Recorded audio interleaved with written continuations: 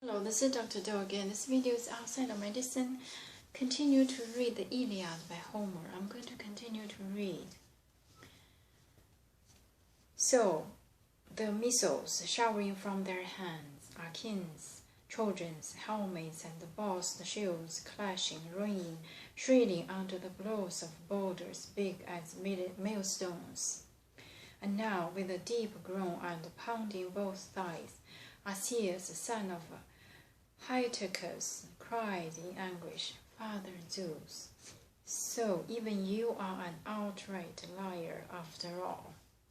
I never dreamed these heroic Aegean ranks could hold back our charge. Our invincible arms look like wasps, quick and pinched at the waist, or bees who build their hives on the rock path. They never give up their hollow house. They hold on, keep the honey hunters at bay, fight for their young.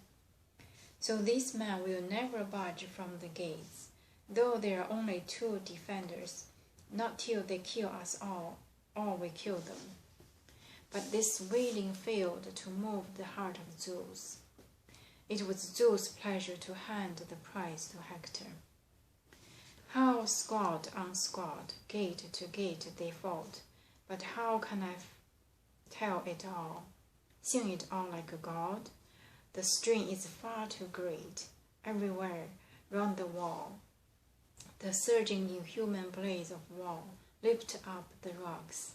The Argives, desperate, had no choice. They struggled now to defend the ships, and the gods were cast down in spirit, all who had urged the Argive soldiers on in battle. But the Lepid's skill kept fighting, slaughtering on. There, Perithous' son, the rugged Polypoetes, screwed Damascus, pierced his bronze-sided helmet. None of the bronze plate could hold it. Boring through the metal and skull, the brazen spear point pounded Damascus' brain, splattered all inside his casque. Polypoetes beat him down despite the children's rage. Then Pylon, the ominous, killed and stripped them both, and the tested veteran Leontius speared Hippomachus, gorged Antimachus' offspring down across the belt, then drawing his long, sharp sword from its sheath, he rushed to the front and took Antipater's first and a quick thrust. Stabbing at close range, he slammed on his back, sprawled along the ground. Then Menon, Orestes, Iamenus, Leonatus scaled the lot, crowding corpse on the earth that rears us all. While the Lepids stripped their quills of gleaming gear, the fighters, trooping behind Polydamas and Hector, their greatest force, the best and the bravest, grim set above all to breach the wall and torch the ships, still halted up at the trench, torn with doubt.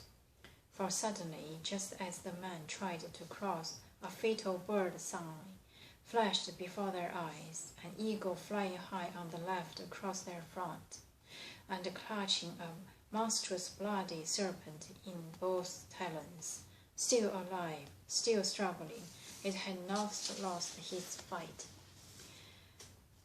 Rearing back to strike it, found the chest of his captor right beside the throat, and, agonized by the bites, the eagle flung it away to earth, dashed it down, amidst the milling fighters. Losing a shriek, and the bird veered off along the gusting wind. The children shuddered to see the serpent glistening, wriggling at her feet. A sign from storming Zeus, and Polydamas stood by a headstrong Hector, saying, "Hector, you always seem to attack me in assembly, despite my good advice. Never right, isn't it, for a common man to speak against you, king, never in open council. and God forbid in war. Our part is always to magnify your power.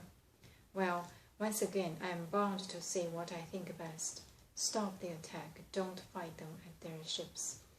All will end as the omen says, I do believe. If the bird sign really came to us, the Trojans, just as our fighters, try to cross the trench, that eagle, flying high on the left across our front, clutching this bloody serpent in both its talons, still alive, but he let the monster drop at once, before he could sweep it back to his own home. He never fed his nestling in the end. Nor will we, even if we can breach the Argive gates and wall, assaulting in force, and the Argives give ground. Back from the ship we will come, back the way we went, but our battle order ruined. Whole battalions of children left behind killed. The Achaeans will cut us down with bronze to save their fleet. So a knowing seer of the gods could read this omen, someone clear in his mind, skilled with signs, a man the Trojan armies would obey. His helmet flashing, Hector wheeled with a dark glance. Enough, Pelademus.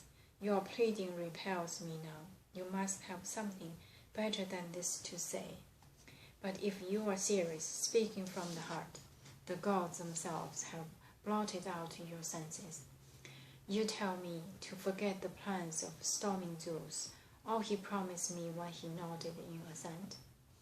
You tell me to put my trust in birds flying off on their long wild wings?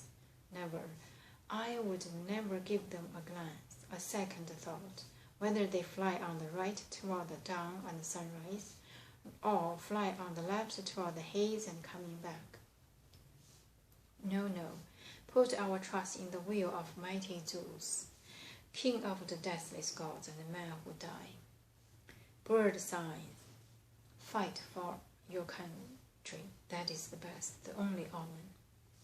You, why are you so afraid of war and slaughter?